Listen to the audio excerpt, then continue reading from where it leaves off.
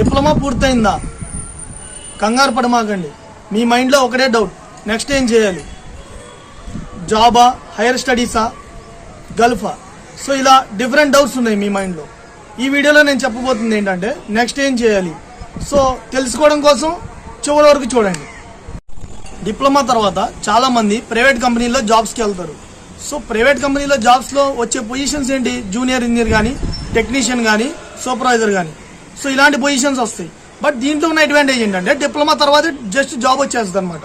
So చాలా త్వరగా వచ్చింది అనమాట జాబ్. డిసడ్వాంటేజ్ ఏంటి దీంట్లో మళ్ళీ? సో వర్క్ ప్రెజర్ ఎక్కువ ఉంటుంది, శాలరీ తక్కువ ఉంటుంది. మనకి ఏమైనా టిప్స్ అయినా ఉంటే మనం స్కిల్స్ అని ఇంప్రూవ్ చేసుకోగలరు. మనకి రెండో ఆప్షన్ ఏంటంటే గవర్నమెంట్ జాబ్. గవర్నమెంట్ జాబ్స్లో ప్రాబ్లం ఏంటంటే మనకి డిప్లొమా తర్వాత గవర్నమెంట్ జాబ్స్ వస్తాయి. సో ఆ జాబ్స్ ఎలాంటివి వస్తాయి? డిఆర్డిఓ, ఇస్రో, ఎలక్ట్రిసిటీ బోర్డు, తర్వాత మనకి ఎన్టీపీసీ, బిహెచ్ఈఎల్ బెల్లో వస్తాయి, ఓఎన్జీసీ గ్యాస్లో వస్తాయి. సో ఇలా డిఫరెంట్ సెక్టార్స్లో వస్తాయి జాబ్స్ డిప్లొమా తర్వాత. ప్రాబ్లం ఏంటంటే మనకి సో డిప్లొమాలో తర్వాత గవర్నమెంట్ జాబ్స్ అడ్వాంటేజెస్ ఉంటాయి. అవి ఏంటంటే సెక్యూరిటీ ఉంటుంది, జాబ్ సెక్యూరిటీ ఉంటుంది, శాలరీ ఎక్కువ ఉంటుంది. మెయిన్ ప్రాబ్లం ఏంటంటే కాంపిటీషన్ ఎక్కువ ఉంటుంది గవర్నమెంట్ జాబ్లో. మనకి మూడో ఆప్షన్ ఏంటంటే హైయర్ ఎడ్యుకేషన్. హైయర్ ఎడ్యుకేషన్ అంటే ఏంటి? మనకి బీటెక్.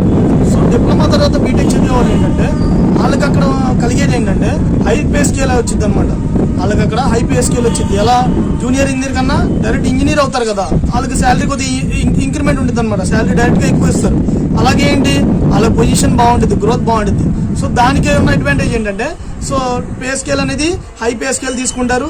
సో మంచిగా పొజిషన్లు బాగా పెరుగుతాయి, వెళ్తాయి. డిసడ్వాంటేజ్ ఏంటంటే జూనియర్ ఇంజనీర్ వెళ్ళిపోతారు డైరెక్ట్గా జాబ్కి. ఇక్కడ వెళ్ళేది ఇంజనీర్లు కదా బీటెక్ చేసిన తర్వాత. వీళ్ళు వెళ్ళేపాటికి టైం తీసుకునిద్ది అనమాట. ఇప్పుడు డిప్లొమా చేసి డైరెక్ట్గా వెళ్ళిపోయే వాళ్ళేమో 3 years ముందు వెళ్ళిపోతారు. డిప్లొమా చేసిన వాళ్ళు ఏం చేస్తారు? బీటెక్ చేసిన తర్వాత ఏం చేస్తారు? డిప్లొమా తర్వాత వాళ్ళు బీటెక్ చేస్తారు కదా, వాళ్ళు ఏం చేస్తారంటే ఈ 3 years తర్వాత జాబ్కి వెళ్తారు. సో పొజిషన్ బాగానే ఉంటుంది.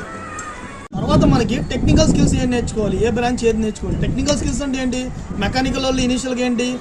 ఆటో క్యాడ్ కానీ, కెటియా కానీ, యాన్సిస్ కానీ ఇలాంటి సాఫ్ట్వేర్ నేర్చుకోవాలి. సిఎన్సీ మెషిన్ ఆపరేషన్ కానీ. సో ఎలక్ట్రికల్ వాళ్ళు ఏంటి? స్కాడా అని ఇలా వాళ్ళకి ఉంటాయి. సో తర్వాత ఏంటి? కంప్యూటర్స్ వాళ్ళు పైథాన్ అని, జావా అని ఇలా అన్ని ఎవరు ఏ బ్రాంచ్లో ఆ బ్రాంచ్కి తగ్గట్టు అన్ని టెక్నికల్ స్కిల్స్ నేర్చుకుని ఉండాలన్నమాట.